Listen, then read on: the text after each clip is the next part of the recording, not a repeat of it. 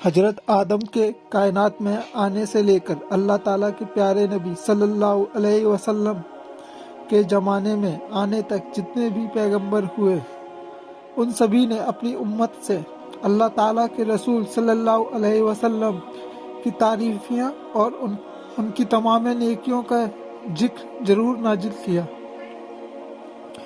حضرت آمینہ فرماتی ہیں، جب نبی صلی اللہ علیہ وسلم میری کوکھ میں تھے تب مجھے حمل کی کسی بھی طرح کی تکلیفوں کو محسوس نہیں کیا، لیکن مجھے بہت اچھے سپنوں میں یہ ضرور بتایا جاتا تھا کہ تو حاملہ ہے، جب تمہاری کوکھ سے لڑکے کا جنم ہو تو تب تمہیں ان کا نام محمد رکھنا ہے۔ ذکر حدیث میں آیا ہے کہ جس رات پیارے نبی صلی اللہ علیہ وسلم کا جنم ہوا، تمام اکرام بتوں نے اپنے سر جھکا لیے تھے اور شیطان کا تخت ختم ہو گیا۔ جو آسمان کی جانکاری وہ سبھی شیطان لایا کرتے تھے، یہ سبھی خبریں آنی بند ہو گئیں۔ نوشیروان کے محل میں موجود 14 کھمبے ٹوٹ کر گرنے لگے اور زمینیں خاک ہو گئی۔ فارس کا ہزاروں سالوں سے روشن آگ کا کنواں جلنا بند ہو گیا۔ حضرت آمینہ فرماتی ہیں کہ جب پیارے رسول نبی صلی اللہ علیہ وسلم کا جنم ہونے والا تھا تب میں اس رات اکیلی تھی، لیکن اس وقت غیب سے بہت سی پاک بیویاں آنے لگیں جنہوں نے بے انتہا محبت سے مجھے شربت پلایا اور میری دیکھ ریکھ میں لگ گئی۔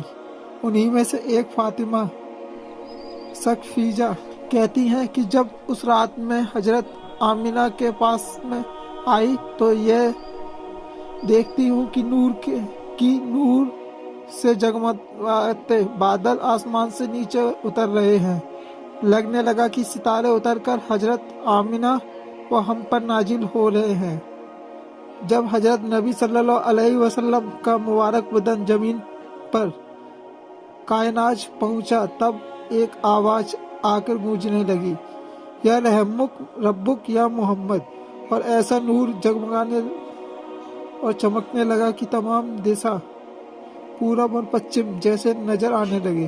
حضرت آمینہ ارشاد فرماتی ہیں کہ مجھے ایک آواز سنائی دینے لگی جس نے کہا کہ اس نئے جنمے بچے کو پوری دنیا میں لے جا کر پھراؤ۔ تبھی تھوڑی ہی دیر میں اس آواز کے بعد میں نے پایا کہ ایک بہت ہی سندر و بہترین کپڑے میں پیارے نبی صلی اللہ علیہ وسلم کو لپیٹ کر، جس میں سے عطر و پھولوں کی خوشبو آتی ہے، حضرت محمد کو میرے سامنے رکھ دیا۔ صحیح بات تو یہ تھی کہ نبی صلی اللہ علیہ وسلم کا جنم ختنہ کیے ہوئے ہوا تھا۔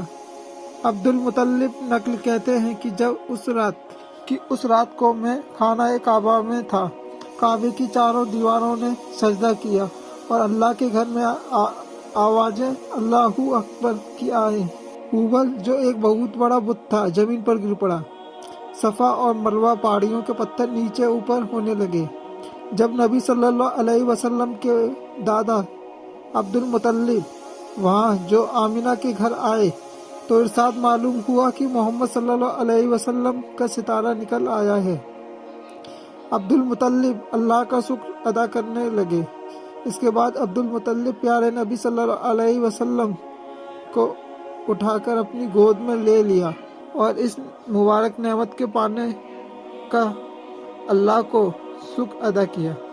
اس کے بعد انہیں لے جا کر آمینہ کے حوالے سونپ دیا۔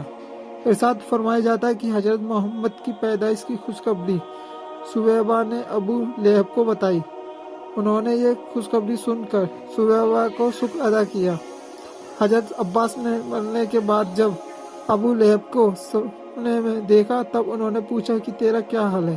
انہوں نے کہا کہ دردناک عذاب میں نازل ہوں، لیکن پیر کی اس رات جو محمد صلی اللہ علیہ وسلم کے جنم ہونے کی رات ہے، مانا جاتا ہے کہ نوشیروان کی حکومت کے 42 سالوں کے بعد پہلی رات میں ربیع الاول مہینے میں 12ویں تاریخ میں نبی صلی اللہ علیہ وسلم اس دنیا میں پیدا ہوئے ہیں۔